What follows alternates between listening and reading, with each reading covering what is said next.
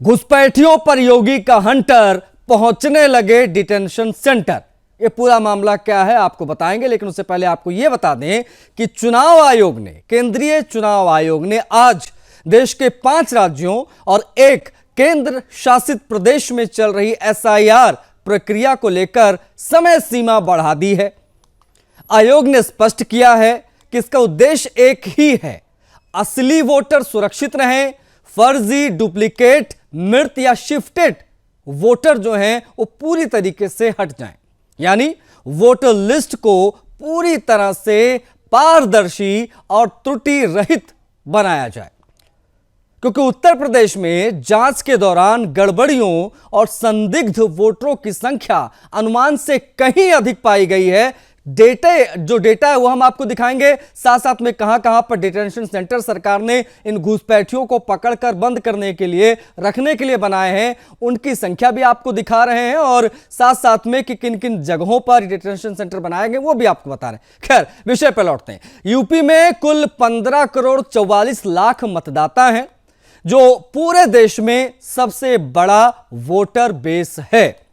अब इसमें 2 करोड़ 91 लाख वोटरों के फॉर्म संदिग्ध पाए गए हैं। जी हां, आंकड़े हैरान करेंगे, लेकिन यह बात सच है। 2 करोड़ 91 लाख वोटर फर्जी पाए गए हैं, संदिग्ध पाए गए हैं। अभी फर्जी कहना गलत होगा, लेकिन संदिग्ध पाए गए हैं। इनकी जांच के लिए समय चुनाव आयोग से मांगा गया था। वर्तमान में इनकी जांच जारी है। चुनाव आयोग ने बीएलओ से एएसडी यानी एब्सेंट, शिफ्टेड, डेड और डुप्लीकेट मतदाताओं की एक सूची मांगी है, ताकि क्रॉस वेरिफिकेशन पूरी सटीकता और पारदर्शिता के साथ संभव हो। अब यूपी में संदिग्ध वोटरों की संख्या सबसे अधिक है, इसीलिए आयोग ने स्पष्ट तौर पर यूपी में जारी एसआईआर प्रक्रिया को काफी आगे बढ़ाया है, काफी समय दे दिया है।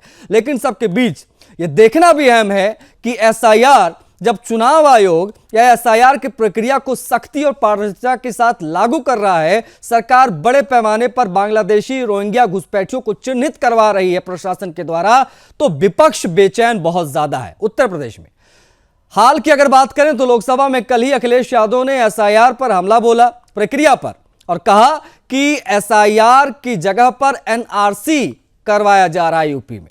यूपी में डिटेंशन सेंटर बन रहे हैं और जो भी संदिग्ध पाया जाता है उनको वहां पर शिफ्ट किया जा रहा है। सवाल उठता है कि क्या विपक्ष को डर है कि फर्जी वोटरों की पहचान होने से उनकी राजनीति को झटका लगेगा, क्योंकि 27 में विधानसभा के चुनाव, उससे पहले त्रिस्तरीय पंचायत चुनाव होंगे। खैर, इसलिए एसआईआर को एनआरसी बताया जा रहा है क्या? क्योंकि कोशिश है कि जनता को भ्रमित किया जाए, लोग विरोध करें एसआईआर का।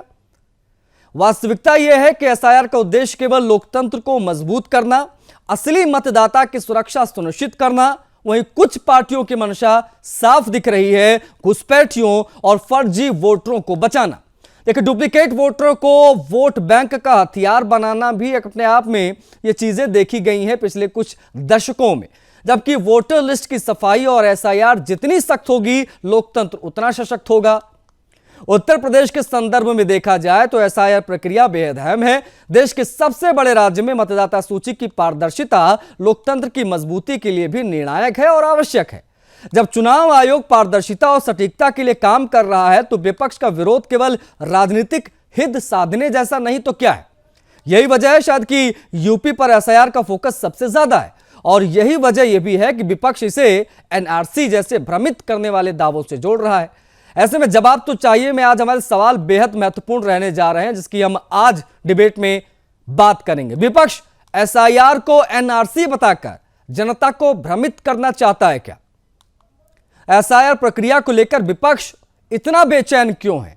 अब वो विपक्ष यहां का है या सत्ता पक्ष जो पश्चिम बंगाल का, उसकी बात क्यों ना हो, क्योंकि वहां पर भी ममता बनर्जी बहुत आक्रामक है एसआईआर की प्रक्रिया को लेकर। आज भी उन्होंने कुछ ऐसा एक विवादित बयान दिया है, उसकी बात आज डिबेट में करेंगे। देखिए, 2 करोड़ से अधिक फर्जी मतदाताओं के नाम कटने की संभावना है। अगर ऐसा हुआ तो फिर क्या होगा, इसकी भी बात होगी। डुप्लीकेट वोटर यूपी में किस पार्टी का वोट बैंक है, यह भी समझने की कोशिश आज करेंगे। आज इन्हीं सवालों को आधार बनाएंगे, इन पर बात करेंगे। लेकिन उससे पहले आपको योगी के ऑपरेशन टॉर्च और लगातार हो रही घुसपैठियों की पहचान और एसआईआर प्रक्रिया पर कुछ प्रतिक्रियाएं आई हैं, वो आपको दिखा दे। तो उसके बाद में पैनल में कौन कौन जुड़ेगा इस महत्वपूर्ण विषय पर बात करने के लिए, उनसे भी आपको मिलवाएंगे। जो वन नेशन वन इलेक्शन की बात हो रही है, और अभी सत्ता पक्ष के माननीय सदस्य ने कहा कि वो एक वोटर लिस्ट भी करा देंगे।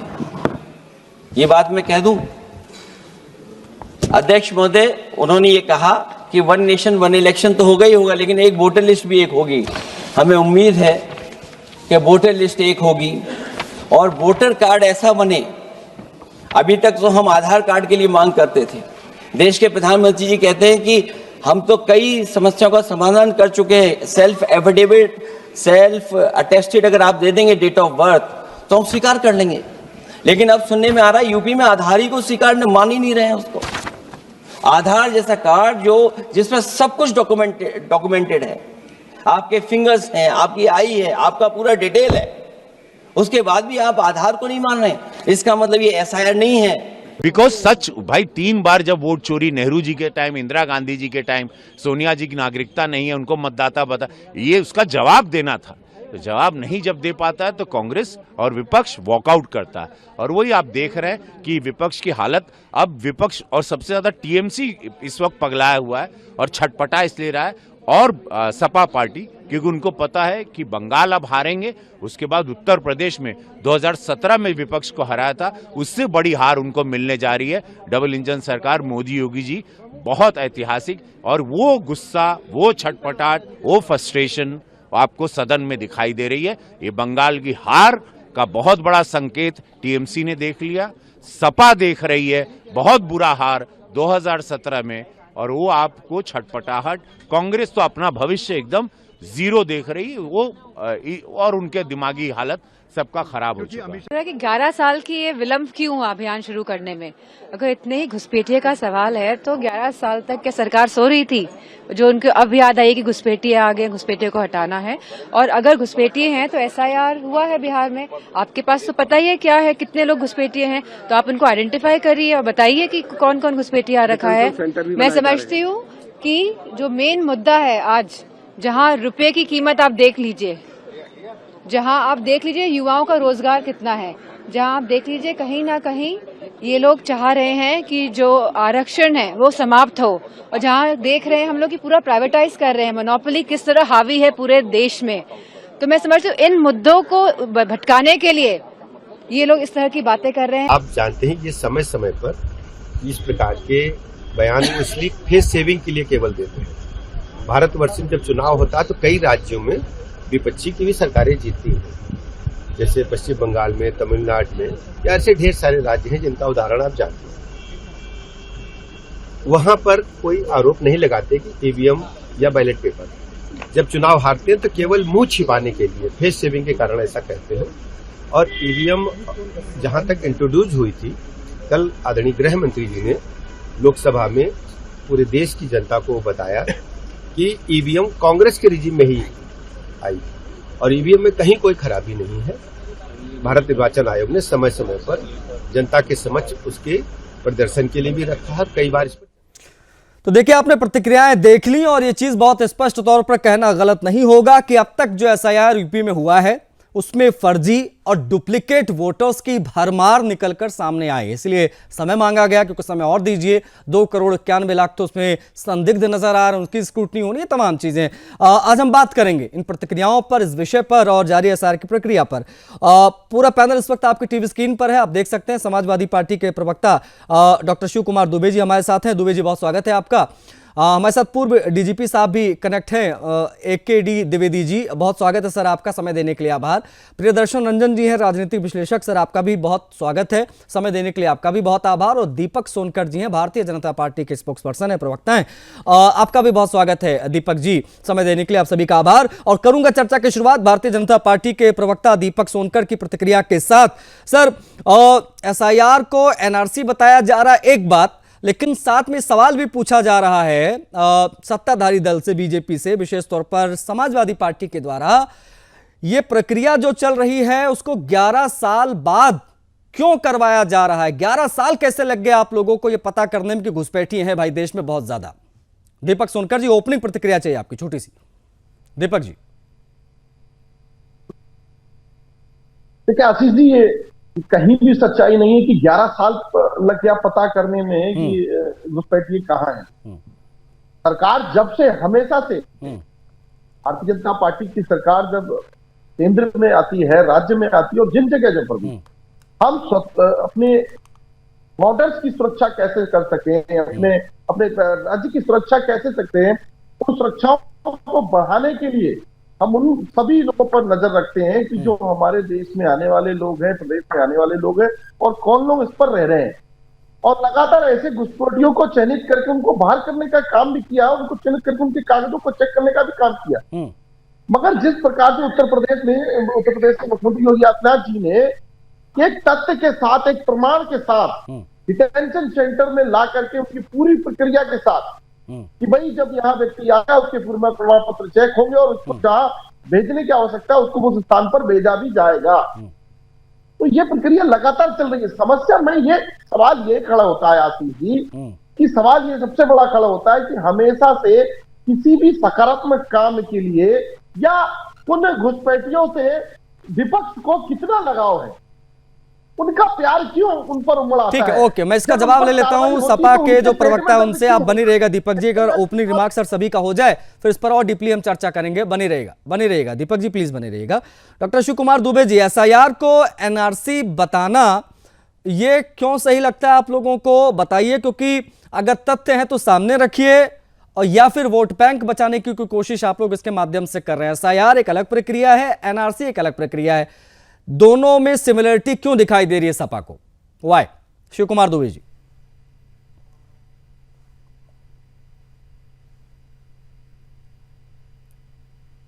देखिए आशीष जी, मैं फिर एक बार अपनी बात वहीं से स्टार्ट करूंगा कि अभी मैं एक चैनल पे था तो वो भी यही मुद्दा था कि घुसपैठिए आखिरकार आते कैसे, ये किसका काम है रोकना, किसका काम है।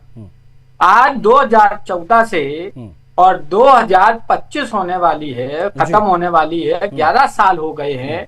आपने क्या किया है? कितने घुसपैठिए पहचाने हैं, कितने बांग्लादेशी, कितने म्यांमार के, कितना रोहिंग्या, कितना पाकिस्तान का, कितना लोग आपने डिटेक्ट ही नहीं कर पाई। आपकी एजेंसियां क्या कर रही? करोड़ों रुपया खर्चा किया जाता है एजेंसियों पे और उसका जीरो रिजल्ट आ रहा है। और आज आप कहते हैं कि घुसपैठिए इसके लिए एसआईआर हमने कराई है। अरे भाई, शर्म आनी चाहिए आपको ये कहते हुए भी। और बड़ा आश्चर्य है मुझे कि, और देश के लिए बड़ा दुर्भाग्य है कि देश का गृह मंत्री संसद के अंदर जिस तरीके से भाषा का उपयोग कर रहा है वो तो और निंदनीय है। और दूसरी चीज, सरकार में रहते हुए आप ये कहते हैं कि भाई पिछले वाले कर गए इसलिए हम भी करेंगे, तो ये और भी निंदनीय हो गया। हम ये चाहते हैं, समाजवादी पार्टी का मानना ऐसा है कि आप एसआईआर कराइए, एक लीगल प्रोसीजर है, वो होनी चाहिए, उसमें कहीं कोई दो राय नहीं। लेकिन एसआईआर के पर्दे के पीछे आप जो लोग हैं, जो भारत के नागरिक हैं, उनको परेशान ना किया जाए। मैंने पहले भी आपके चैनल पे बताया है, हमने एग्जाम्पल के साथ बताया। चूंकि मैं भी अपनी पार्टी की तरफ से आगरा बाह में मैं एसआईआर का प्रभारी हूँ।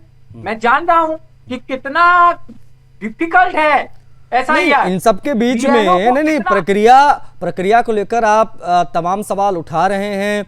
अब बेअलाउस को हो रही परेशानी को लेकर आप लोग सवाल उठा रहे हैं, उन सबकी चर्चा भी हर तरफ हो रही है, हम बात कर भी रहे हैं। लेकिन एसआईआर को एनआरसी बताकर जनता को भ्रमित करने का जो काम किया जा रहा है उसकी क्या आवश्यकता है, इसकी भी मैं आपसे वजह समझूंगा। क्या ये 2,91,00,000 जो संदिग्ध पाए गए हैं, या आपका कोई वोट बैंक है जिसकी वजह से आप लोग ज्यादा बेचैन हुए हैं पिछले 2-3 दिनों में, ये भी मैं आपसे समझूंगा। प्लीज आप बने रहिएगा। हमारे साथ AKD द्विवेदी जी हैं, पूर्व DGP हैं, उनसे भी बात होगी और प्रियदर्शन रंजन जी से भी बात होगी। लेकिन पहले द्विवेदी जी, क्या 2,91,00,000 ये संदिग्ध फॉर्म जो मिले हैं सर, वो कानून व्यवस्था के लिहाज से भी एक संभावित खतरे का संकेत हैं और इनका डिटेक्ट होना बहुत आवश्यक है? 2,91,00,000 is a huge number sir. Dwivedi ji, बात सही कह रहे हैं आप, ये बड़ी संख्या है 2,91,00,000। लेकिन प्रथम दृष्टिया ये कहना उचित नहीं होगा कि सारे 2,91,00,000 लोगों से प्रदेश के देश की सुरक्षा को खतरा होगा, ऐसा कहना उचित नहीं होगा। इसमें कई तरीके के लोग होंगे। एक तो ऐसे लोग होंगे जो डुप्लीकेट, एक जगह पर भी उनका नाम होगा वोटर लिस्ट में, दूसरी जगह पर भी होगा। कुछ लोग होंगे अपनी जगह छोड़ करके कहीं और चले गए होंगे, कुछ लोग होंगे जो वास्तव में बांग्लादेशी होंगे, घुसपैठिए होंगे, कुछ लोग होंगे जो अनुपस्थित होंगे, तमाम कारण है। तो हर तरीके के लोग इसमें सम्मिलित हैं। कुछ घुसपैठिए भी इसमें होंगे, हो सकते हैं, लेकिन जो देश के नागरिक नहीं है, ये 2,91,00,000 में जो बाहर से आए हैं, जिनका देश के प्रति कोई लगाव नहीं है, इस देश की मिट्टी, प्रदेश की मिट्टी से कोई आत्मीयता नहीं, कोई लगाव नहीं है, और जिनकी दिमाग में भारत विरोधी कार्य करने की निरंतर उत्सुकता बनी रहती है, ऐसे लोगों से प्रदेश को, देश को खतरा निश्चित रूप से है, इसमें कोई दो राय नहीं। ठीक है सर। अच्छा, एक चीज ये भी, आप चूंकि आपने उस तरफ ध्यान आकर्षित किया, तो तमाम दर्शकों को बता दें कि ये जो 2,91,00,000 संदिग्ध पाए गए हैं, इनमें 45,95,000 के करीब जो है वो डेथ का एक रेशियो सामने आया है। जो शिफ्टेड हैं 1,27,00,000 के आसपास उनका आंकड़ा जाता है। डुप्लीकेट जो मिले हैं वो 23.69 लाख का एक आंकड़ा जाता है, जिनके बारे में कुछ पता ही नहीं है। में जारी है एसआईआर का प्रोजेक्ट और यूपी में बड़े पैमाने पर घुसपैठिए हो रहे हैं डिटेक्ट। इसकी आज हम कर रहे हैं बात। पूरा पैनल हमारे साथ है और बिना किसी देरी के, जैसा कि मैंने पहले कहा था, प्रियदर्शी रंजन जी की तरफ हम बढ़ेंगे, राजनीति विश्लेषक है हमारे साथ। रंजन जी, विपक्ष एसआईआर को एनआरसी से जोड़कर जनता में डर, जनता में भ्रम ये फैलाने की कोशिश जो हो रही है, वो एक राजनीति आपको दिख रही है सर ये, या रणनीति कहें इसे विपक्ष की? राजनीति ही है, रणनीति इसको नहीं कह सकते हैं। और ये राजनीति भी फेल हो गई है। बिहार इसका उदाहरण रहा। बिहार में राजनीति करने की कोशिश एसआईआर के मुद्दे पर हुई, विपक्ष के द्वारा, राहुल गांधी के द्वारा, तेजस्वी यादव के द्वारा, लेकिन वो लोग औंधे मुंह गिरे। इसके बाद पश्चिम बंगाल जहां चलते हैं, पश्चिम बंगाल में भी स्थिति कुछ उसी तरीके की है जैसी स्थिति बिहार पे थी। कहने के लिए कुछ भी लोग कह ले, लेकिन ये एसआईआर से वहां की जनता संतुष्ट है। न बिहार में पब्लिक सड़कों पर थी, न पश्चिम बंगाल में पब्लिक स्वतः स्फूर्त सड़कों पर है, जिसका नाम काटा जाएगा। भारत का नागरिक अपने आप में इतना राजनीतिक तौर पर जागरूक है कि कम से कम अपना नाम वोटर लिस्ट से तो नहीं कटने देगा। बिल्कुल। लेकिन सवाल बड़ा है कि उन लोगों का, जिन लोगों का नाम कटता है और वो लोग भारत के हैं या नहीं है, बहुत तरीके के सवाल हैं। उन लोगों के पक्ष में क्यों विपक्ष खड़ा हो जाता है, ये बड़ा सवाल है। और एक महत्वपूर्ण चीज कि जिस तरीके से मुसलमानों की आबादी, बड़ी आबादी एसआईआर के दौरान पश्चिम बंगाल में बांग्लादेश की सीमा पर है, नेपाल की सीमा पर है, वो बता रहा है कि कहीं ना कहीं ये लोग घुसपैठ करके भीतर थे। माना कि सरकार की इसमें अक्षम रही घुसपैठियों को रोकने में समय के साथ, लेकिन इसका मतलब ये नहीं है कि जो घुसपैठिए आ गए हैं उनका राइट बन गया भारत में, वे व्यक्ति से भारत के नागरिक हो गए। नहीं, वे व्यक्ति ही हैं, नागरिक नहीं बने हैं। और अगर जब भी डिटेक्ट किया जाएगा, उनको पता चलेगा, उनको बाहर भेजा जाएगा। और वो उस तरीके की चीजें। जी ठीक है सर, आप बने रहेगा। दीपक सोनकर जी हैं, प्रवक्ता बीजेपी के। सोनकर जी, समझना चाहूंगा आपसे, ये जो डुप्लीकेट वोटर यूपी में निकलकर सामने आ रहे हैं सोनकर जी, जिनकी संख्या 2,91,00,000 के आसपास बताई जा रही है दीपक जी, वो किस पार्टी का वोट बैंक है, ये समझना चाहूंगा। और विपक्षी दलों के वोट बैंक की क्या कोई पोल खुलने जा रही है क्या इस एसआईआर के बाद, इसीलिए शायद इतनी बड़ी छटपटाहट, बेचैनी दिखाई दे रही है दीपक जी?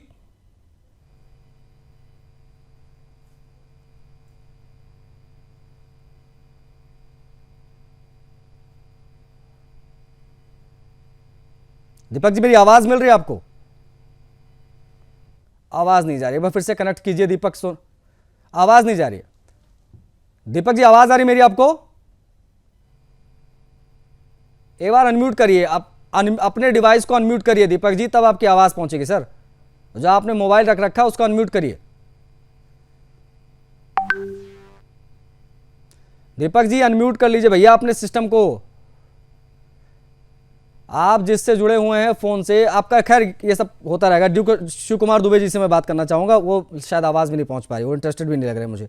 दुबे जी, 2,91,00,000 संदिग्ध वोटरों में क्या ये माना जाए कि विपक्षी दलों का एक बड़ा वोट बैंक है जिसकी पोल खुलने जा रही है, जिसकी वजह से इस प्रकार की बेचैनी या छटपटाहट दिखाई दे रही है? दुबे जी देखिए आशीष जी, इसमें जो सबसे इम्पोर्टेंट फैक्टर है, डेथ हो गई वो तो खत्म हो गया, ठीक है, जो शिफ्टेड हो गए वो खत्म हो गया मामला। मामला जो दिखाई दे रहा है इसमें कि जिसका कुछ अता पता नहीं है, 84 लाख संख्या है और 9 लाख वो हैं जिन्होंने फॉर्म नहीं लौटा। बिल्कुल, अगर इतनी बड़ी संख्या ऐसा है तो ये निश्चित तौर पर गंभीर मामला है। बहुत ही 1 करोड़ के लगभग जाती है, ऑलमोस्ट 1 करोड़ हो गया। 1 करोड़ आबादी उत्तर प्रदेश में अनऑफिशियली या गैर कानूनी रूप से है, तो सरकार ने क्या किया है? सरकारों ने क्या किया भाई? अब सरकार कर रही है तो उससे आपको तकलीफ हो रही है दुबे जी, कर रही है तो तकलीफ हो रही है। अब कर रही है तो समर्थन कीजिए ना, साथ दीजिए कि यहाँ पे हम साथ हैं, हम साथ हैं, बोलिए। अरे पूरी तो बात सुनिए, बात सुनिए, फिर आप भी मेरी बात में सहमत होंगे।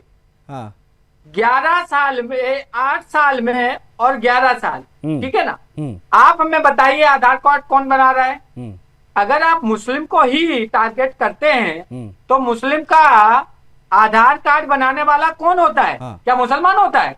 अधिकारी कौन होते हैं? अधिकारी कितने परसेंट अधिकारी? मेजोरिटी तो अधिकारी हिंदुओं की है। मुसलमानों की अधिकारियों में परसेंटेज आप निकालो तो गिनती पे आप काउंट कर सकते हैं। नहीं तो अब इसको नहीं, एक प्रक्रिया को कास्टिज्म और इन तमाम चीजों से जोड़ने की क्या आवश्यकता पड़ रही है आप लोगों को? भाई ये कोई मुसलमान देखकर तो वोट काटे नहीं जा रहे हैं, यादव देखकर वोट काटे नहीं जा रहे हैं, ऐसा तो कुछ सिस्टम है नहीं। तो भाई जो फर्जी हैं, जो अपनी पहचान नहीं बता पा रहे हैं, जो डॉक्यूमेंट्स मांगे गए हैं वो जाहिर तौर पर संदिग्ध में आएंगे, वो आ रहे हैं।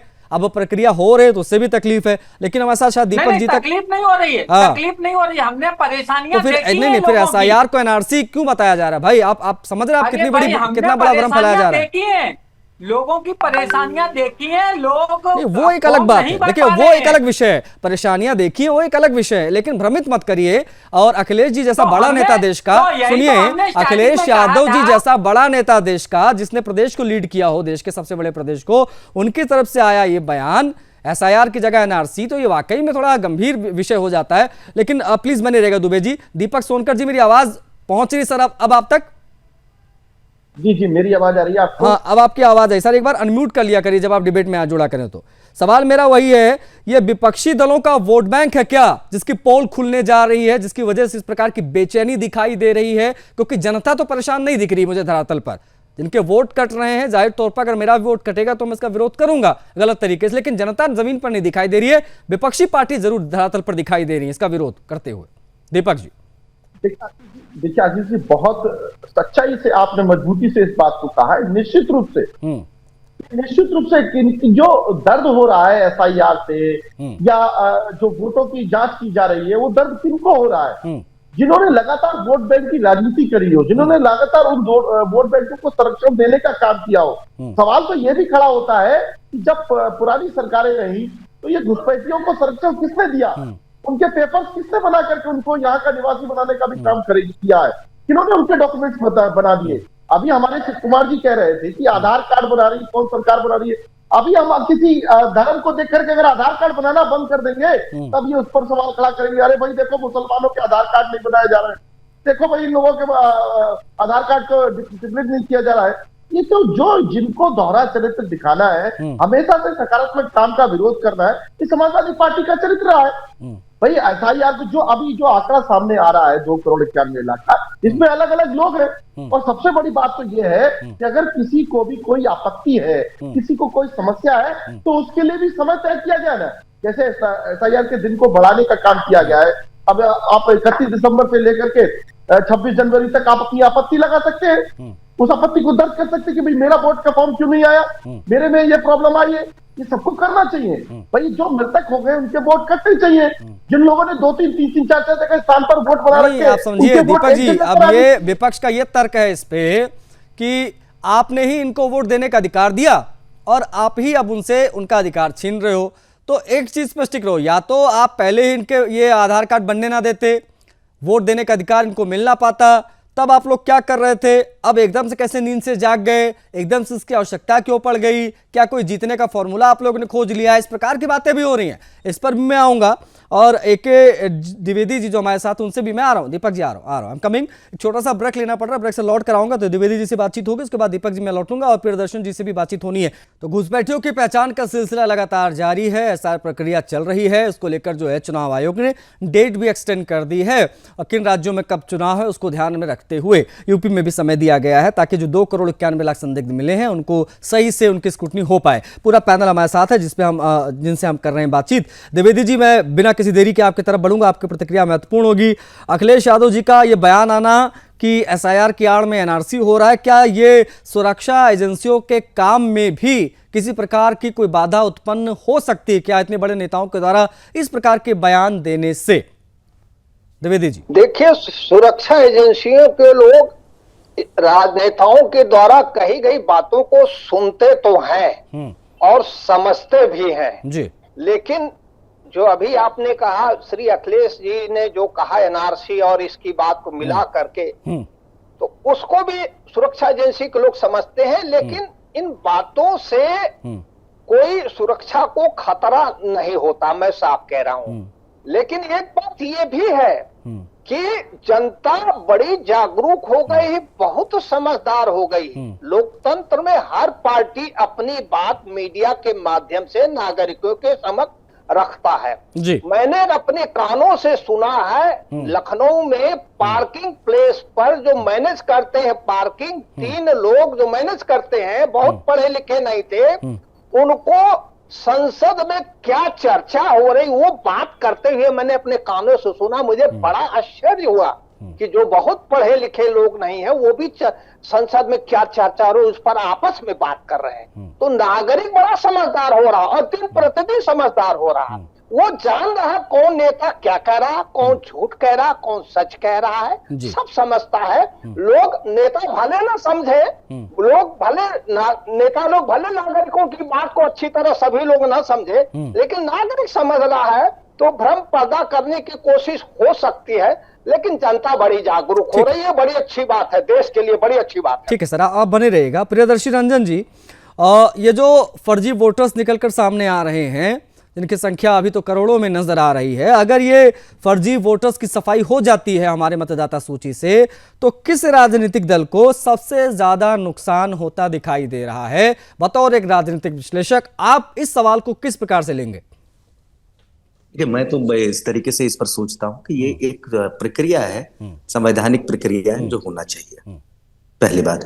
और दूसरी बात ये कि इससे किसी पार्टी को क्या नुकसान होगा वो पार्टी वाले बताएंगे कि मुझे ये नुकसान हो रहा है। मुझे तो लगता है कि ये लोकतंत्र के लिए सही काम हो रहा है मुझे। और अगर जो इशारा आपका है, जिस तरीके से समाजवादी पार्टी बिहार, उत्तर प्रदेश में, बिहार में आरजेडी कांग्रेस, पश्चिम बंगाल में टीएमसी जैसी पार्टियां जो बेचैन होती हैं, उनको जरूर ये लगता है कि ये एक और सवाल आपसे पूछ लेता हूं प्रियदर्शी रंजन जी। एसआईआर अगर सख्ती से लागू होता है, जो कि उत्तर प्रदेश में हो भी रहा है, बड़े पैमाने पर सरकार भी इसमें जो है एक्टिव नजर आ रही है, डिटेंशन सेंटर बना दिए गए हैं और प्रशासन की टीमें लगातार तमाम जगहों पर, झुग्गी झोपड़ियों से लेकर तमाम जगहों पर जा रही है, घुसपैठिया बांग्लादेशियों की पहचान हो रही है। अगर ये सख्ती से लागू हो जाता है और जैसे प्रक्रिया चल रही है उस प्रकार से एक बड़ा फर्जी वोटर जो है वो सामने आ जाता है, तो क्या यह मानते हैं कि आने वाले चुनाव में 2027 में पावर बैलेंस बदल सकता है? क्या इस एसआईआर की प्रक्रिया इतनी प्रभावी है? आ रहा हूं द्विवेदी जी। नहीं, मुझे तो लग रहा है, मैं वही बात उसी बात पर हूं कि देखिए किसको नुकसान हो रहा है। ये पार्टियां जो बेचैन हो रही है, इन्हीं को नुकसान हो रहा है। इन्हीं को लग रहा है कि हम पावर में नहीं आएंगे या पावर से चले जाएंगे। यहाँ ये मसला है, क्योंकि कुछ लोगों ने अभियान के तहत फर्जी तौर पर 2 जगह 3 जगह अपना वोटर लिस्ट में नाम जुड़वा रखा है। कुछ वैसे लोग हैं जो भारत के हैं नहीं और उन लोगों ने वोटर लिस्ट में अपना नाम जुड़वा रखा है। और उन लोगों की जो सहानुभूति है वो किन पार्टियों के प्रति है, किसी से छुपी हुई बात नहीं है। ठीक। और उन्हीं पार्टियों के प्रति सहानुभूति है जो पार्टियां उनके लिए स्टैंड कर रही हैं, उन फर्जी मतदाताओं के पक्ष में खड़े होकर के, जो 2 जगह है, 3 जगह है, 4 जगह है, नकली लोग हैं, जो लोग मतदाता बने हुए हैं, मृतक है। तो ये जो चीजें हैं ना, वो यही इशारा कर रही हैं कि समाजवादी पार्टी, टीएमसी जैसी जो पार्टियां हैं उत्तर प्रदेश में, इससे सपा ठीक और पश्चिम बंगाल में टीएमसी को नुकसान है। डीजीपी जी कुछ कहना चाह रहे हैं कुछ? डीजीपी साहब, मैं ये कहना चाह रहा था, हम सभी लोग जान रहे हैं कि एसआईआर चुनाव आयोग करा रहा है, वो प्रदेश की सरकार या केंद्र की सरकार नहीं करा रही। चुनाव आयोग एक स्वतंत्र संवैधानिक संस्था है, वह अपना काम कर रही है और करा रही है। लेकिन संयोग बस उत्तर प्रदेश में माननीय मुख्यमंत्री जी जो प्रशासनिक मशीनरी है उसी के माध्यम से उत्तर प्रदेश की सीमा में तमाम जगहों पर जो घुसपैठिए रह रहे हैं उनकी पहचान की कार्रवाई शुरू करा दिए हैं। तो ये सरकार ये करा रही है, एसआईआर चुनाव आयोग करा रहा है, दोनों एक साथ हो सकते हैं, इसमें कहीं कोई कानूनी अड़चन नहीं है। तो इसमें कोई कानूनी अड़चन नहीं है, तो ये सरकार करा रही है और ठीक है, इस प्रकार से और शुद्धिकरण हो जाएगा इसका जो। ठीक है, आप बने रहेगा। दुबे जी जो कहा अभी जो हमारे राजनीतिक विश्लेषक हैं प्रियदर्शी रंजन जी, क्या आप उनकी बात से सहमत हैं या नहीं?